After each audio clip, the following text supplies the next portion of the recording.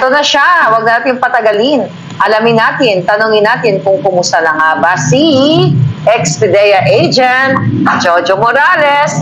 Hi sir, magandang araw po muli sa inyo dyan sa Pilipinas. Kumusta ka na? Magandang araw po sa inyo, ganoon din sa ating mga taga-subaybay sa bansulok ng mundo. Ito, mabuti po. Yes, thank you. So ngayon po, pag-uusapan natin yung mga mainit na issue. At syempre, ang specialty mo, no, yung pulburon. Pero let's talk about that later. Yung pulburon, yung special ops na nagaganap ngayon, naganap sa Davao. So gusto kong tanungin sa'yo yan bilang isang special agent also, magaling na agent ng PDEA. So, kumusta na po? May tumawag na ba sa iyo na ayan siya ng gobyerno? Kinukumusta ka ba? Kung ang okay ka lang ba? Kailangan mo ng, syempre, ng security dahil nanganganib ang iyong buhay. Dahil again, ang First Lady ng Pilipinas at itong si Kumar, based on sa CCTV na napanood namin, ay may pagtatangka sa iyong buhay kung ikaw ay hindi makuha dun sa areglo na yan. Kumusta na, sir? Awa ng Diyos, eto, buhay pa rin, pero sa ngayon, wala pa rin. Negative pa rin yung effort ng gobyerno patungkol doon sa ating seguridad.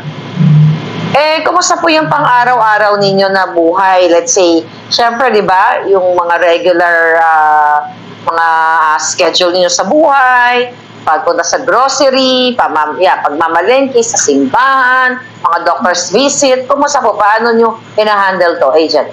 Ito, sinisikap natin maging normal, yung ating pamumuhay, pero talagang hindi po pwede, no? Dahil na talagang yung panganib, talagang patuloy na nagbabanta at pakaabang, Kaya ang nangyayari, pumupunta na lang talaga dito sa bahay, Yung kagaya, yung pangangailangan po sa medical at yun sa, pumupunta na lang dito sa bahay. Dito na lang sila nag-visit. So, nire-request nyo po na pumunta? Opo. Kasi talagang ayaw din ng pamilya na isaalang-alang po yung, yung seguridad. Oo, kaya talagang may kahirapan, Kaya lang talagang nag-a-adjust talaga tayo doon sa sitwasyon. I know. Napakahirap sa sitwasyon ninyo dahil ang bangag na gobyerno ay wala pa ring aksyon. So, talagang hindi po nila pinapahalagahan ang buhay ng dating lingkod bayan katulad ninyo dahil nga ang nasasangkot dito ay walang iba kundi ang presidente. Kumusta naman, sir, ang support sa iyo ng mga kaibigan mo, mga kakilala mo? So far, kumusta naman po? Awa naman ang awa naman ng Diyos, talagang andyan pa rin sila, sa tabi natin. At patuloy na talagang nagtitiwala sa suporta sa ipinaglalaban natin dahil ito ay para sa kapakanan ng taong bayan. Yan po yung nangyayari ngayon. So yung regular job nyo po, yung siyempre bago nangyari to, may trabaho kayo, nakakapagtrabaho pa rin ba kayo? Yun ang masakit. Kaya talagang ako nakikipag-ugnayan para kahit papano yung pumayag sila na magkaroon ako ng online activity. Kasi ang trabaho nila. Kasi kinakailangan face-to-face talaga, Lalo na pagka yung sa consultancy, kinakailangan pupunta ka rin sa mga planta, Lalo na ang naman natin, dun sa petroleum company, at kinakailangan yung presence mo doon sa planta para makapagbigay ka ng eksaktong opinion. Lalo na kung ang pag-uusapan security survey, inspection. Kailangan palagi updated ka doon sa mga detalye ng mga threats doon sa mga company na hinahandle mo. Kaya ito yung masakit, Kaya siyempre, sino ba namang company yung papayag na magbe-base ka lang doon sa online. So, kinakailangan pa rin talaga yung physical presence mo. So, nakakalungkot kasi talaga pong dito po sa expose ko, naapektuhan talaga ang inyong pangkabuhayan. So, pero ako naman, tinitignan ko yung positive aspect. Kasi ang natutulungan naman dito is yung kapakanan ng taong bayan. Pero medyo meron talagang pagbabago at pero ang tinitingnan ko naman dito is yung marami naman tayong namumulat na mga kababayan at nagigising natin yung diwa nila. At sa katunayan, sabi nga ni Attorney Vic Rodriguez, talagang significant nung progression ng sambayan ng Pilipino na talagang dumadami yung talagang yung bilang ng mga taong bayan na gising na. I'm sorry, Agent Morales, kasi I know I've been part of this, pero kahit na ito yung nangyari, naging positive din naman yung pagharap mo dahil nga gusto mo lang din naman, malaman ng taong bayan yung katotohanan. Kaya naman din po ako ay nagsusumikap kung paano ako makatulong sa iyo personally at ang aking mga viewers. So, nakakalungkot dahil kung tutusin, wala naman tayong kasalanan, Agent. Ano bang kasalanan ko? Ano bang kasalanan mo? Na ginawa mo lamang ang iyong trabaho para permahan yung pre-op at saka authority to op na yon. So, kaso lang talaga pong malupit ang bangag na gobyerno ngayon, kaya talagang pinahihirapan tayo. Pinahihirapan ka at pinahihirapan ng Pilipino. Ang importante lang po, wag lang tayong magpakita ng takot.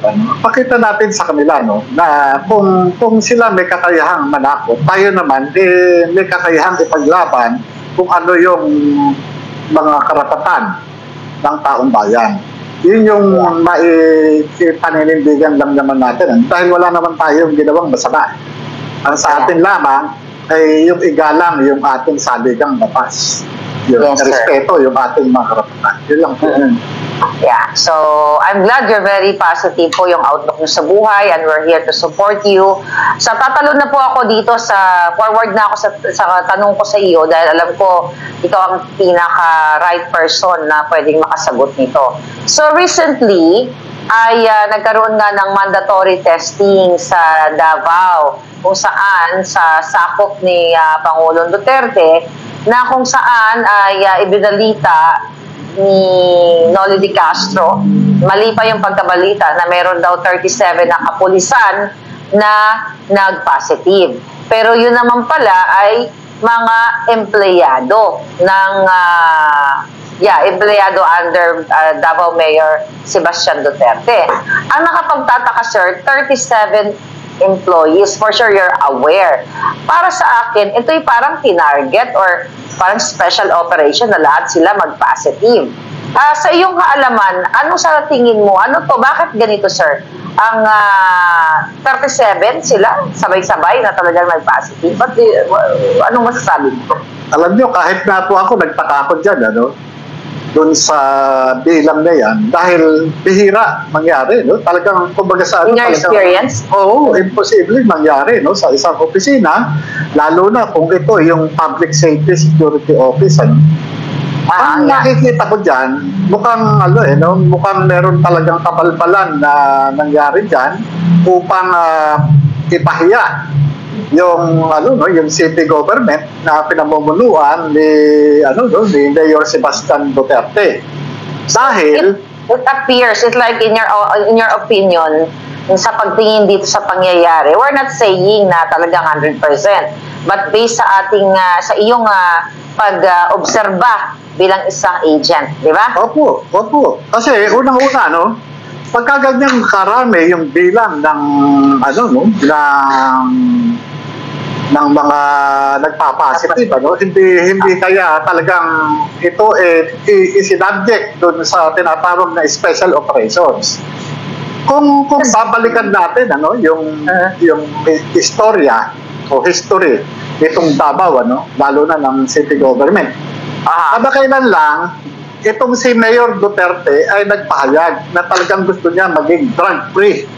Nag-declare siya ng war on drugs. Nag-declare siya ng war on drugs. So, kaya itong pagkakaroon ng positibo sa paggamit ng ipinagbabawal na gamot sa kanyang mga empleyado, mukhang ito ay na-infiltrate yung kanyang City Hall. Opo. Sir, question. Pag sinabi mo na infiltrate, or right now I'm thinking, Yung kasi ako, hindi ako na-expose dito sa shab-shab, yun na lang ang tawagin natin, sa isang klase ng pulburon na ito.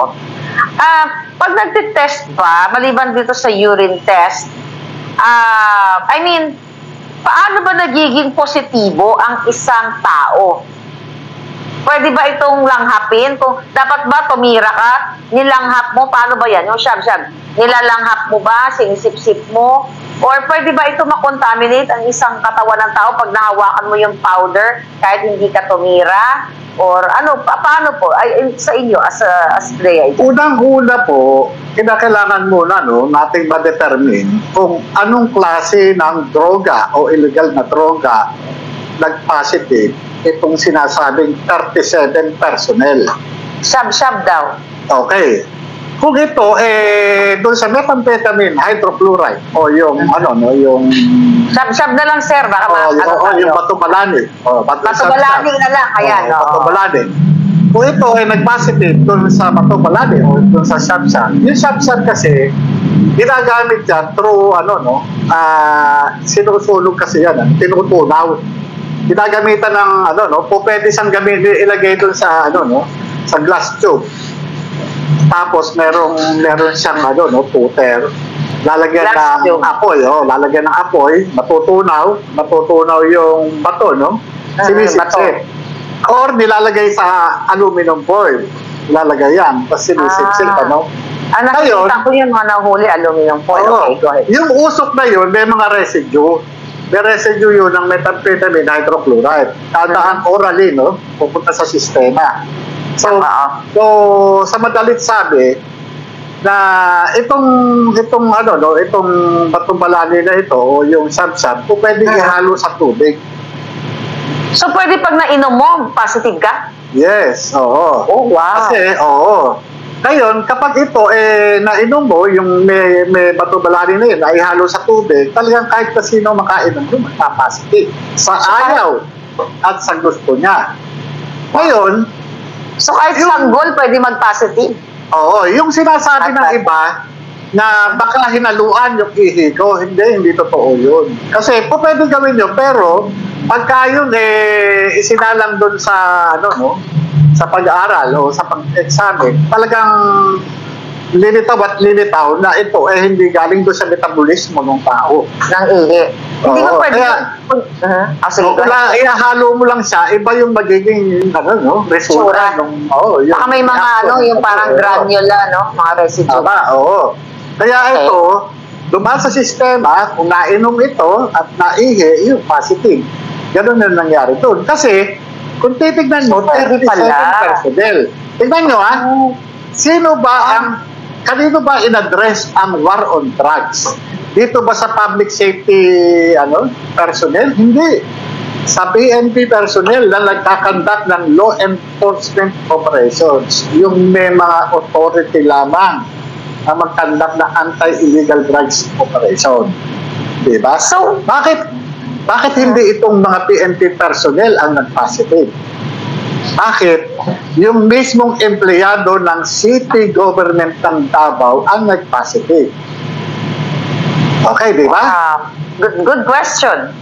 Bakit? Kasi kaya tinarget yung mismong tauhan ng City Hall at hindi yung mga PNP personnel. Kasi pagka yung PNP personnel ang nag-positive sa drug test, ang latay niyan sa PNP leadership. So, yun yung mga possibilities. Yes. Again, yun mga possibilities. We're not saying na ito yung... Hataw sa kabayo ang latay sa kalabaw. Hataw sa kabayo ang latay sa kalabaw. Wow. Yan okay. Bakit ang tinarget is yung mga Davao City employees, yung nandoon sa Public Safety Security Office. Kasi nga, under sila ng leadership ni Mayor Sebastian Duterte. So, again, mga kababayan, ito ay yung pinag-uusapan namin ni Agent Morales. Hindi namin sinasabi na ito yung nangyari na 100%. We are just like inaaral natin at ikaw, base sa iyong eksperyensya, na posible Di ba? It's, posibleng ito yung nangyari. Tama, sir? Sa akin, assessment ko bilang isang Assessment mo ito at opinion mo bilang isang dating ahente ng PIDEA at hepe ng investigation. Okay. Ang isa sa mga opisina ng PIDEA. Kaya hindi ako basta-basta maniniwala na itong gantong karami ng personnel ay magpa-positive. Unless otherwise, ito ay na-infiltrate na special ops. Wow.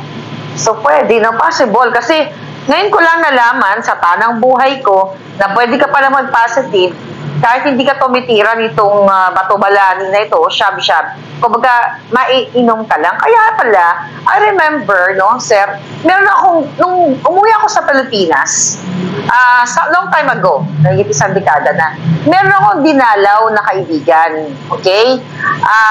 Na something, medyo yung kanyang personality, may kakaiba. But anyway, yun yung like, during that day, pabalik na ako ng Los Angeles. Medyo naharang, binody freeze ako.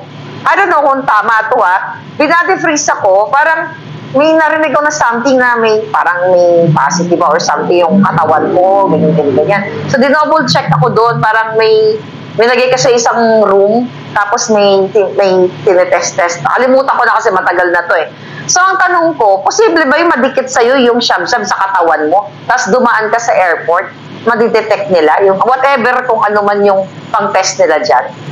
Hindi, kung ito, no, halimbawa kung inaano lang yung presence ng dangerous drugs, halimbawa, sa gamit o ano man, inaano ka ng dinurog. Dinurog. Yun ang naisip ko. Maamoy ng K9 yan, ano? Maamoy ng K9 yan, automatic, uupo yung K9, ano? Kasi yung indicator, yung amoy na yun, na based dun sa kanyang kasanayan, talagang kahit pulbura. Pwede ka palang sabotahiin. Na kunyari may kaibigan ka, gusto niya nabigyan ng trouble, meron siyang durog-durog dyan na batman, igaganon, ilagay sa pwede. Pero, ang kaibahan lang doon, maamoy ka ba ng K9, kung wala namang makikitang bagay. Actual. Illicit items. Kasi kung pulbos lang, kumapit lang sa damit mo, pwede, magkakaroon ng indicator, magkakaroon ng magpa-plug doon sa sense ng K9, pero pag wala nang makita sa'yo, mawawala ka. Unless otherwise, may makitang item talaga. Item sa'yo. Okay, going back dito sa nangyari sa Davao. So, posible yon. Balikan natin yung na ipapaliwanag nyo sa amin. So, posible pala yun na ihalo sa tubig to sabotahin, Yes. Kaya nga ang tanong ko, saan nag-positive? Kasi may mga na isasabotahin. Halimbawa, party. No? Okay. Ang marijuana, pwede siyang ihalo sa pagkain, sa gulay, sa cake. Yan alam ko. Diba? Meron yan dito sa LA. Pure lang yan. Kikilingin o pulpos. Kasi wala na imposible na yun. Talagang, kung nga yung mga bawang o mga talagang meron na mga powder, diba? So, yung mga ganyan, pagka nahalo sa pagkain, pwede ka masabotahe. Katulad ng methamphetamine hydrochloride. Ang description kasi ng methamphetamine, karaniwan, crystallized, yung patubalani. White crystalline substance, Kumbaga talaga pag hinalo mo sa tubig yan, na dilute, walang epekto. May lasa po. Parang gusto ko yung tanongin kung natikman, di ba? May lasa ba yan kapag nahalo sa tubig? Yan ang hindi nyo pa natikman, Hindi. Ang, based doon sa training namin, based din sa mga response ng mga gumamit, may kakaitan yan. Pero siguro, kung sa juice. Kung yan, hinalo dun sa kasi kung ikaw mag-special ops ka, yun yung hindi ka madidetect yung i-avoid mo yung detection para at least pagka meron kang pinraject o in special ops, normally mag-ano siya yung kumagasano tira lang. Parang yung mga di ba yung mga kabataan na inaatiban, di ba may mga babae na nalalagyan na atiban, napapatulog yung mga drug sila para chorbahin. So, ito pala, possible pala ito. Wow. This is another learning sa atin, sa ating mga palangga. Ano, syempre, kami naman na hindi na-expose sa ganito, kayo, that's part of your job, na posible palang talagang special op itong special operate itong mga trabahante o mga empleyado ni Baste para targetin siya. Kasi yung pattern kasi, obviously naman, talagang tina-target ang mga Duterte. Yes. Diba? Oh. Tina-target. So, pwede talaga mangyari. So, paano natin to, sir, mapapatunayan na itong theory natin, ito yung observation mo bilang isang experienced-syadong PDEA agent, mapatunayan na itong 37 na to ay they are like sinabotage lang. Just in case, kunwari lang, for the sake of this vlog, diba, we're not saying na nilagyan sila, pinainom sila, pero dahil lang sa diskusyon natin, yung mga posibilidad ba? Paano natin mapatunayan na, let's say, kung ako doon, isa ako sa biktima, nag-positive ako, ano dapat ang gagawin ko na para mag-resist na, hindi naman ako gumagamit bakit ako nag-positive? So, ano dapat ang gagawin? Alam nyo, itong bagay na to napakaseryoso. No? Kaya pinakailangan dito is yung talagang masusing investigasyon. Wow. Kasi, unang-una, no, ang pagsasagawa ng investigasyon, hindi lang doon sa yung the moment na matuklasan mo yung isang pangyayari. No? Magpapatrack ka dyan. Unang-una, ang empleyado, madali mo naman malaman kung ba ito talagang lumilinya sa drugs o hindi. Yes. Madali mo naman malaman talaga yan. Ayun, isa-isahin mo yan. At yan, yung mga empleyado na yan, kung sino man ang gumagamit dyan, alam ng mga kasamahan niya, alam ng kaibigan niya, alam ng pamilya niya na gumagamit. Ngayon, yung mga inosente dyan, alam din ng mga kaibigan, alam din ng mga kamag-anakan niya kung lumili niya yan sa drugs. Oo, tama. Diba? Alam ng pamilya yan kasi sila kasama niya sa araw. Oo. Ang kailangan dyan, masusi investigasyon. Kasi, napakaseryoso nitong usapin na to, Hindi dapat pabayaan.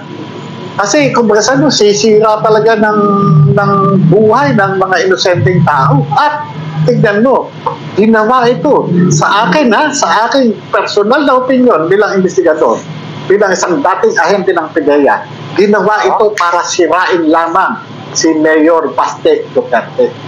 Ginawa ito para pabagsakin ang mga Duterte. Ako, wala akong personal na anuman dyan sa mga Duterte. Alam ko, hindi kayo sabi nyo, hindi ka DDS, sinabi mo yon. Pero just for the fairness. Bilang isang, alagad ng papas, gusto ko fair. Kung ako magkakandak ng investigasyon dyan, naku, mananagot yung mga dapat managot dyan. Kasi tignan mo, sir pinakalat doon nag-comment dyan kanina na nag-sorry na si Noli de Castro.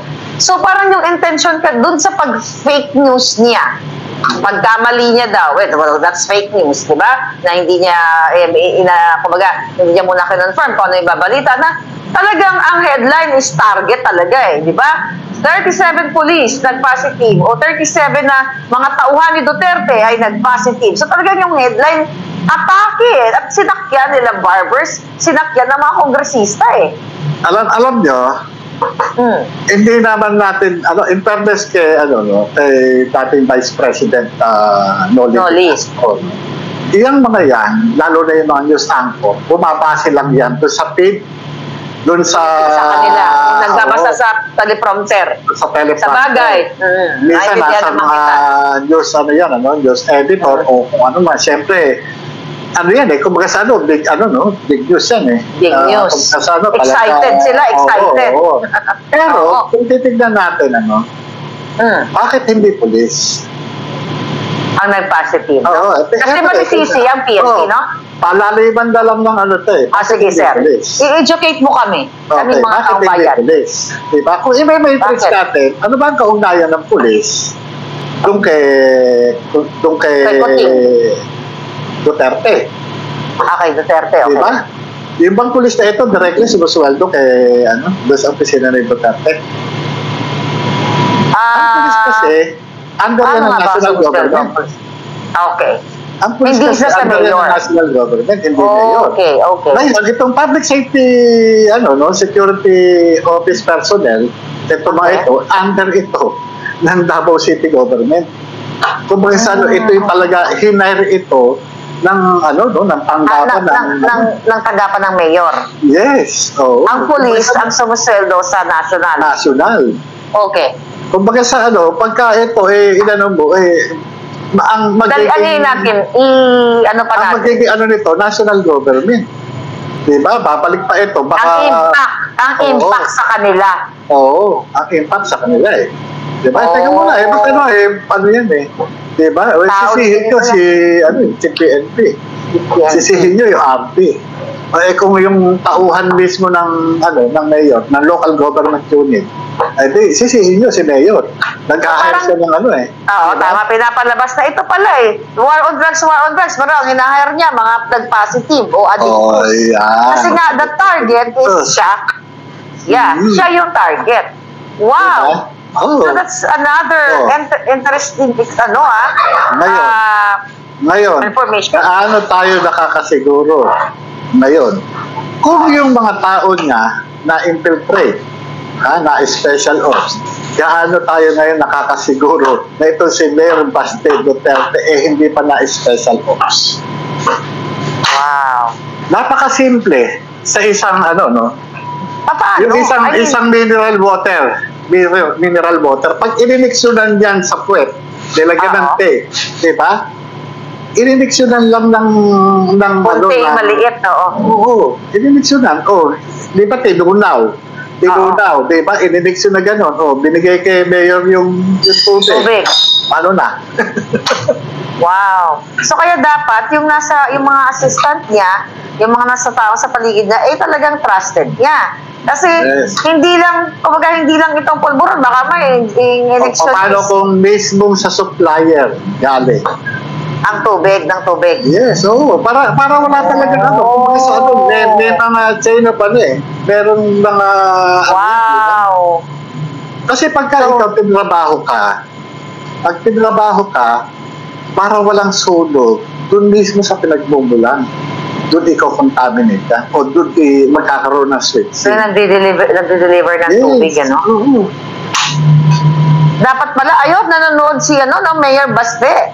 Mayor Baste, mag-ingat po kayo, magdala na kayo ng tubig galing sa iyong bahay. Minsan iniisip natin, hindi naman siguro ganun, di ba? Doon tayo, ganun tayo hindi naman siguro ganun, di ba? Kagaya yung sinasabi, ang dami ko nababasa sa mga comment, Agent Morales, huwag kang kakain dyan sa Senado, Agent Morales, huwag kang iinom ng tubig dyan, di ba? Oo. Sabi namin sa iyo. Paano ka nakakasiguro na yung tubig o pagkain na binibigay sa iyo ay hindi na kontamina? Ayun na nga, kaya sinabihan namin kayo noon. Okay, balik natin ang kwento. Dali natin doon sa Davao State Government. Palagay natin, wala mismo doon sa loob ng pero galing pala sa labas. Kasi, pag ikaw pinagbabaho ka, lahat ng pwedeng gawin na hindi matidetect, gagawin yan. Yeah. Well, hindi imposible. Okay? Hindi imposible na gagawin sa kanya kasi siya yung target So kasi, based on yun ng mga expose ko dito, meron akong isang really, may nakarating sa akin na impormasyon na may dating tauhan itong mga bangag na ito na napaka-healthy niya, nagsasoccer pa, nagpo-football, very sporty, bigla na lang natumba at na-tsugi. Okay? Yung dating, actually, pangalanan na natin, si Deputy Undersecretary, Deputy ng, who's that? Si Hubert, Office of the, Hubert Guevara. Under sa office ni Bersamin. Anyway, I'm not saying, na nilason siya or what. Pero actually, may nakarating sa aking informasyon. Pero today, sir, today, may natanggap akong text message. Kaya lang, sabi ko, kumuha ka pa ng maraming ebidensya. Okay? Na, allegedly, na mayroon talagang nag-contaminate sa kanya. Allegedly. Kaya nga sabi ko sa informante ko, sigurado ka ba dyan? Actually, itong mga informanting ito, kilalang tao sila Sabi ko, maghanap ka pa ng, para paano yung pamilya nito. Kasi hindi na naman tayo pwede magsabi na oo, nilason siya or whatever. Kasi ang pamilya dapat ang mag-ano niyan ang mag-initiate na paimbestigahan. At the fact na ang bilis ng pag-cremate dito kay Hubert Guevara, sabi nga nung nasa group chat kami, ang sabi nga, na-cremate na so hindi na malalaman kung nilason o hindi. So sabi ko nga, sa Amerika, mayroong way dito, may ganong high-tech device para maano yan malaman yan kahit na-abo na, kahit na-cremate na. But anyway, so balik tayo dito, kahit Davao. So, talagang pwede pala talaga, no? Talagang kung nangyari yun, pwede pala talaga dito sa issue sa Davao, sir. Alam niyo, may mga president, katulad nung ginawa sa akin sa Senado.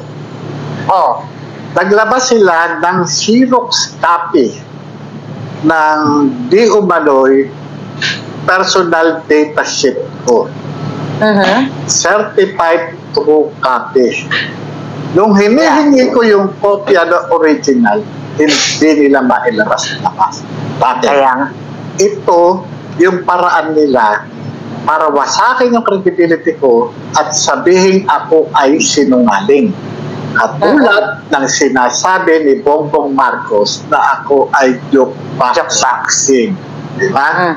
Na ako ay sinungaling. Paano nila patutunayan na sinungaling ako? Naglabas sila ng isang Xerox copy ng PBS at sinertified yung akin na. Diba? Yeah. Sanay na sanay sila sa gawain yan. Pero ngayon, hinahanap ko yung original. Asan na? Wala silang naipakita. Di ba, pinuntahan mo pa nga sa PDEA, sinorpreso pa nga sila. Walang maibigay.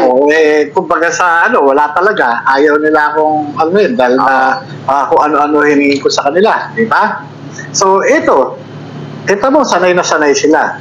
Ngayon, yung ginawa nila dyan sa Davao. Di ba? Ito hindi basta lang ito, no? Yung ginawa nila ito, talaga special operation ito. Baka na yan, plan pa yan. Talaga pinunuhan pa yan ng gobyerno Pinunuhan pa Kasi, hindi basta-basta yan. Bakit, kita mo bakit hindi yung PNP personnel ang pinroject nila? Bakit itong mga... Nakakapagtaka nga pala, nakapagtataka. Bakit itong mga empleyado ng City Hall?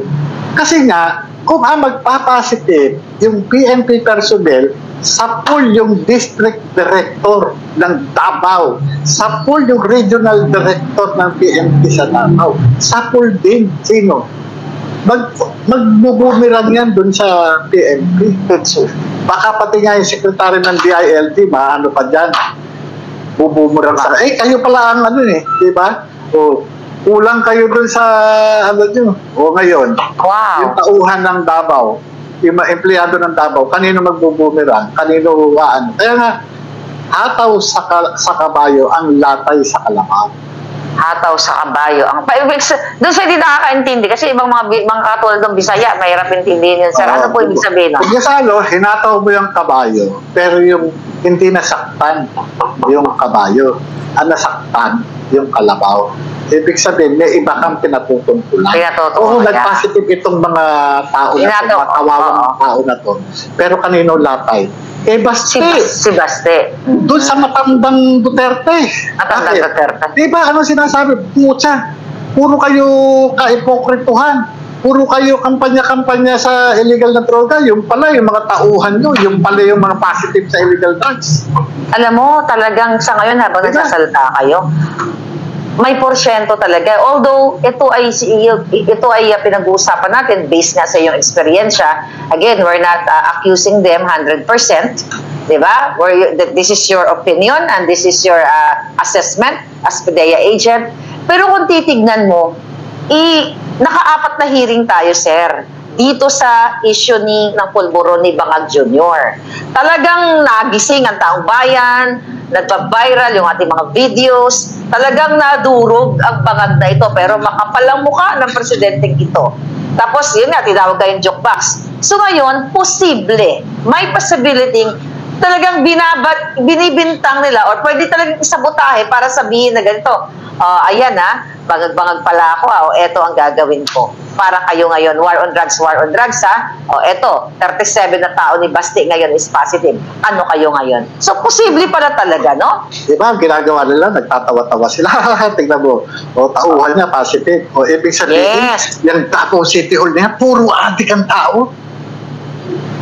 Baka masusunod na sasabihin na, supplier pa niya, si Basti Kaya nga. Wala kayong sweldo pagka hindi kayo bumili dito. Dito lang, mura. At sir, dito na ngayon papasok yung mga ugong-ugong na possibility na pag-suspend nila kay Mayor Basti. Baka JM na ngayon ginigipit ang mga Duterte at binubuksan nga itong war on drugs ni Pangulong Duterte.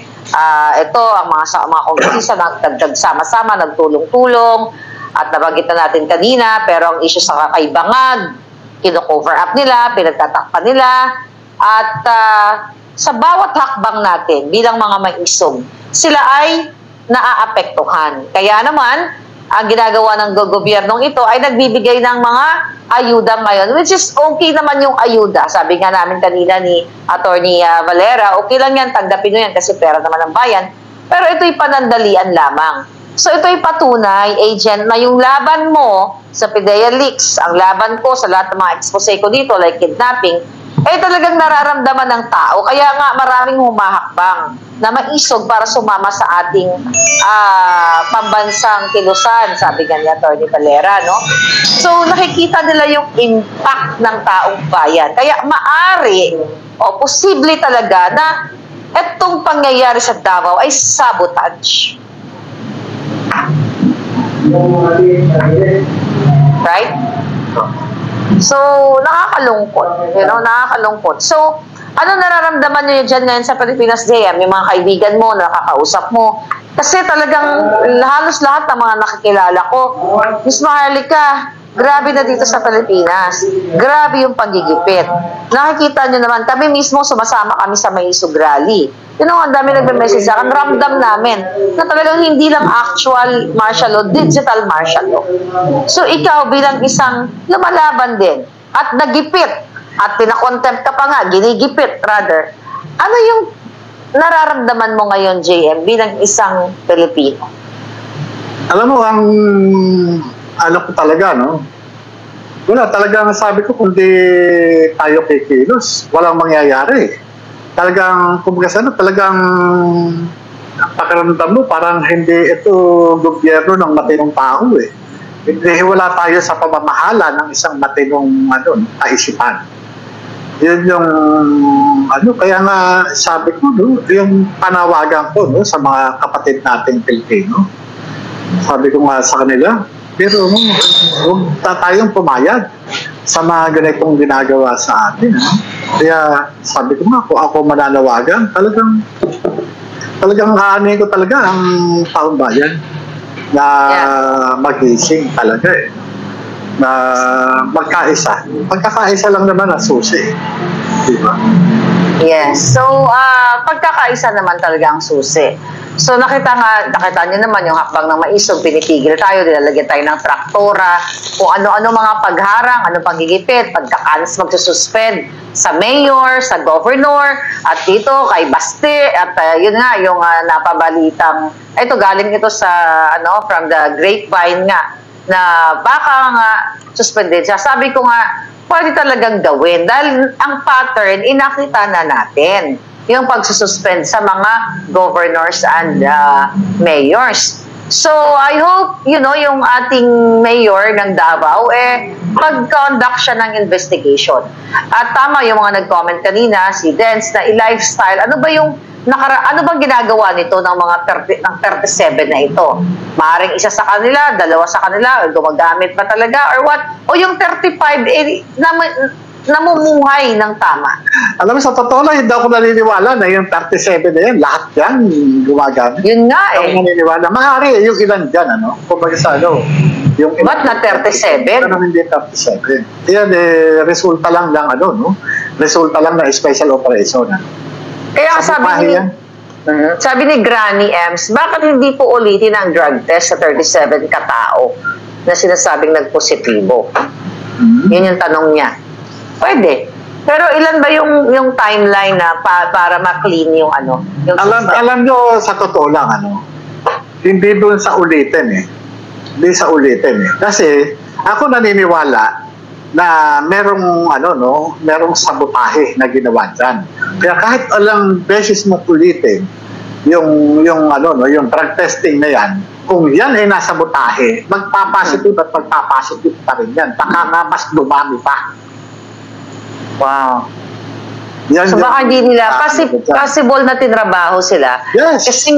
Kasi yung mga napapanood ko sa forensic investigation, yung mga nilalason ng mga asawa nila, nilalason ng kanilang, mga, minsan nanay pa rin. Yung napanood ko, nanay, nilason niya eh. So, dahan-dahan talaga ang yung pagtatrabaho, hindi lang isang araw. Alam niyo, sa totoo lang, kung titignan natin, parang, okay, go ahead, sir. Kung titignan natin, kumbaga sa, buti nga, hindi tubig ng baterya yung inihalo eh. Diba? Yeah. Yan bang, kumbaga sa, makikita mo dito sa mga tao na to, ang purpose lang naman dyan, isirain yung mga Duterte. Diba? Gano'n na nga. Sirain. So, ang sinasabi ko, yung napanood ko kasi napaka-current nito, I don't know, may nagkapanood nito, yung Carrie and Cyanide sa Netflix. Grabe, I don't know kung napanood nyo to, JM, pero napakaganda to bilang kayo, investigador, no? Ang gandang series nito, Carrie and Cyanide, sa India nangyari ito. So, napakaganda hindi maganda yung istorya. But ibig sabihin, interesting bilang sa mga investigador kasi dinahan-dahan niyang gurgurin sa pamamagitan ng pagpapainom. You know, kasi we're talking about isasabotay yung pagkain eh. Dinahan-dahan niya, asawa, ang dami niya talagang, kaya napunta sa Netflix, ang dami niyang ginorgor. So, dito sa 37 na to, sa Davao, so dapat itong tutukan ni Mayor Baste, no? Yung ganitong anggulo, dapat talagang, kasi kawawa naman, yung 37 katao. Dahil kung ito ay nangyari, okay, kung let's say for example, nangyari, totoo, ito yung pangyayari, kawawa naman yung buhay ng 37 kataong ito kasi may mga pamilya din sila dahil lang sa gustong atakihin ang mga Duterte ng gobyernong ito. So, yung 37 na tao, sisirain mo yung buhay just to attack the mayor.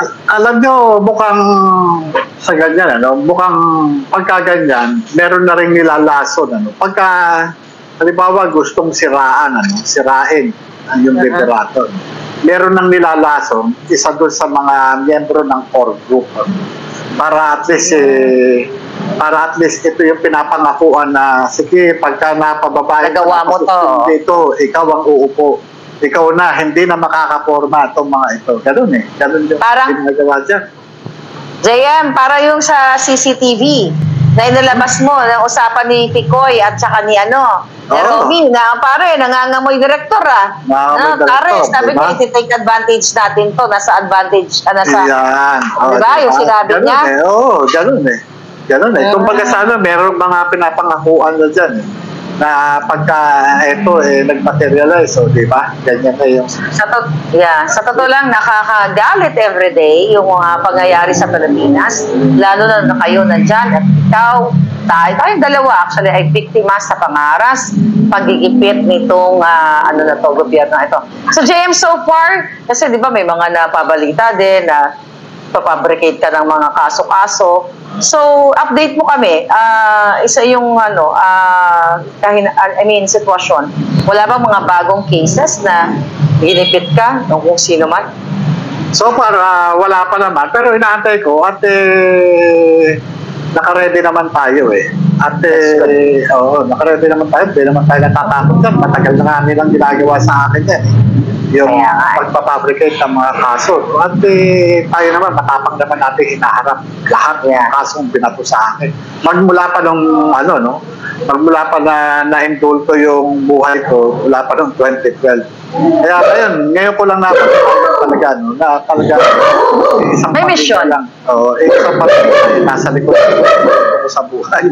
Dito sa Tanungin kita uli, pinagsisihan mo ba na pumasok ka sa PDEA? Hindi naman. Hindi naman. Kasi unang-una, pagpasok ko sa alagad ng batas, pagiging alagad ng batas, kasama na yung pagkakaroon ng delikado sa buhay. Maligaya naman ako, no? Lalo na sa kung ang paglilingkuran ko taong bayan. Kasi kagaya niyan, taong bayan, wala naman lakas yan eh. Kaya kung wala yung katulad natin, mawawalan sila. Well, maraming salamat dahil hindi man maganda yung umpisa ng pagkakakilala natin, at least magkasama po tayo ngayon na humahakbang bilang isang matapang o isang mainsog. Kaya sabi ko nga, ako naman ay hindi rin bibitaw sa inyong pakikipaglaban, kami dito ng aking mga palangga. Kaya I'm sorry din ulit po kung may mga pangyayari sa buhay, katulad yan, naapektuhan ng iyong trabaho, but rest assured, we are here para alalayan po kayo dahil talagang sobrang pagigipit ng gobyernong ito. Doon po sa mga palangga ko na willing to extend your help kay Agent Morales at mga messages na gusto nyo iparating sa kanya, mga katanungan about his expertise, ayan po yung kanyang email. Okay? Expedite Agent Jonathan Morales at protonmail.com. So doon naman sa aking mga puting ahas, ayan po ang aking email, maharlikanetwork@protonmail.com. Lahat ng mga impormasyon, isend nyo lang dyan sa akin at protektado kayo. Never ever natin i-disclose ang inyong mga pangalan. Agent Morales, panghuling pangungusap sa ating mga kababayan. Bago mo sabihin yan, maraming salamat sa iyo kasi today ay napaka-interesting ng ating topic. May natutunan kami na pwede pala pagkain o tubig maging positive ka dito sa shop na ito. Ako po, yun, sa mga minamahal kong mga kapatid na Pilipino. Sobra na ang mga ginagawang pag-aabuso sa kapangyarihan ng pamilyang Marcos sa ating bansa. Patuloy na inaalisan na nila tayo ng mga karapatan. At sa katunayan, ang hayagang pakikipagsabwatan ng ating mga mambabatas sa pamilya Marcos ay isang malinaw na basihan upang tayo ay tuluyan ng tumalikod sa isang adik at diktador na pamamahala. Ang ginagawang panggigipit ng mga Marcos sa pamilya Duterte at sa mga katulad nating maliliit sa lipunan ay isang lantarang pagtraidor sa mga taong taus-pusong nagkaloob ng tulong at muling pagtitiwala sa pamilyang pwersahang ipinagtabuyan ng sambayanang Pilipino. Dahil sa ginawa ng mga itong pagnanakaw sa kaban ng bayan. Ang mga ginawa ng mga itong pagtraidor ay Sara Duterte na nagkaloob ng tulong at pagtitiwala sa magkapatid na Aimee at Bongbong Marcos. Ano pa nga ba ang aasahan nating pamumuno sa isang pangulong talamak at pahag sa pagsinghot ng illegal na droga? Patuloy pa ba tayong magpapaloko sa asawa nitong kailanman ay hindi naman natin pinagkatiwalaan upang mamuno sa ating bansa? Patuloy pa ba nating pababayaan ang pamilyang ito, 10 ng kanilang mga kasabwat, na patuloy tayong lapastanganin at pagnakawan ng salapi ng ating kabangbayan? Mga kapatid, sobra-sobra na pong pasakit ang dala ng pamilyang Marcos sa ating bansa. Kaya nais namin na bigyan ninyo ng pansin ang kilusan na ating isinasagawa sa pamamagitan ng hakbang ng maiso upang patuloy na gisingin ang damdamin ng sambayanang Pilipino. Magdadalawang isip ka pa ba? Lalo pa at hayagan na tayong sinasalaula ng mga ulupong na ito? Magtiwala po kayo. Ngayong gising na at napukaw na ang damdamin ng sambayanang Pilipino. Malapit na natin makamit ang ating kalayaan mula sa mga magnanakaw na ito. Maraming salamat po. Maraming salamat. Maraming salamat, Agent Morales, sa iyong tapang na ipinamamalas sa amin. Ikaw po ay pinakamatapang sa between you and me. Mas matapang ka dahil nandyan sa bakuran mo ang mga ulupong. At nandito po kami, mag-pray sa iyo at susuporta. At syempre, lagi ipapaalala sa ating mga kababayan na hanggang ngayon po, ang isang dating agent na nagtestigo lamang, nagpatotoo lamang ni isang 5 o isang security, wala man lang binibigay ang gobyerno sa kanya, sa buhay niyang mapanganib.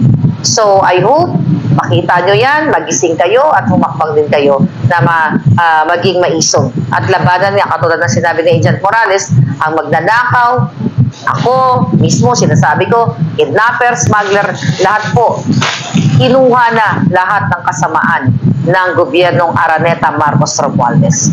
Muli, thank you so much, Agent Morales. Hindi po namin kayo iiwan sa pag-uusap natin muli. Salamat. God bless po. Sa mga kababayan, ayan, ang dami nating natutunan sa kay Agent Morales at asahan nyo siya, magiging regular guest natin siya dito dahil sa mga, lalo na sa mga isyong droga dahil marami talaga siyang naipapaliwanag na hindi natin naiintindihan bilang isang ordinaryong citizen.